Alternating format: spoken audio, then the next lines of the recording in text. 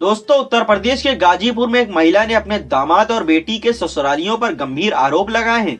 यहाँ तक कि एफआईआर भी दर्ज कराई है। बोली, मेरी बेटी को इन लोगों ने मार डाला है, लाश भी गायब कर दी है। मगर अब बेटी की असलियत सामने आई तो मां शर्म से पानी पानी हो गई। दरअसल हथौड़ा निवासी राजेंद्र की शादी 6 जून 2023 को विवाहिता रुचि संग हुई थी। 3 अक्टूबर को दहेज हत्या की तहरीर देते हुए उसकी मां ने बताया कि उन्होंने दहेज के रूप में 50,000 रुपए सहित जेवर आदि सामान दिए थे। दहेज में बाइक न मिलने पर बेटी को प्रताड़ित किया जाने लगा। यहाँ तक कि वे भी आरोप लगाया कि ससुराली उसे मारते पीटते हैं, साथ ही खाना और कपड़ा तक नहीं देते हैं। कई बार पंचायत होने के बावजूद ससुरालियों के स्वभाव में बदलाव नहीं आया। ये भी आरोप लगाया गया कि ससुराली जन हमारे घर आकर हमें भी मानसिक व शारीरिक प्रताड़ित करने लगे। इधर रुचि के पिता की मौत हो गई है तो पिता का अंतिम दर्शन करने के लिए भी रुचि को मायके नहीं आने दिया।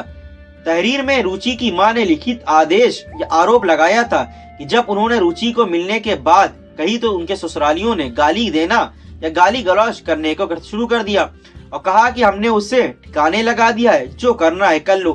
दोस्तों, ये मामला सादा थाना क्षेत्र के भरापुर भोजू राय का है। यहाँ 3 अक्टूबर को राजवंती देवी पत्नी स्वर्गीय रामजी दास ने पुलिस ने तहरीर देकर एफआईआर दर्ज कराई थी।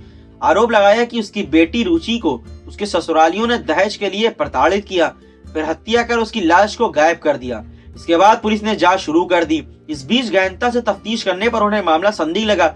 जब छानबीन की तो पता चला कि जिस विवाहिता की हत्या किए जाने का मुकदमा उसकी ही मां ने दर्ज कराया है, वो तो जिंदा है। ये आया नया मोड़।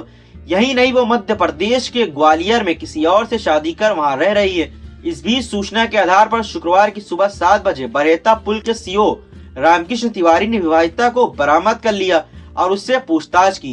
विवाहिता ने बताया कि मायके वालों ने उसकी शादी बिना उसकी मर्जी से जबरदस्ती करा दी थी, जबकि वह स्कूल के समय से ही एक अन्य युवक से प्यार करती थी और उसी से शादी करना चाहती थी। आगे बताया कि जबरदस्ती शादी होने के बाद वह खुद ही उसके साथ चली गई थी।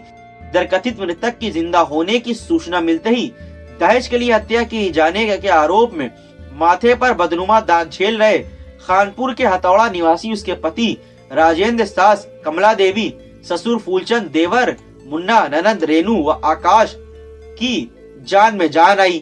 बाद में उसकी मां ने खानपुर पुलिस पर जबरदस्ती सुलह कराने का भी आरोप लगाए थे।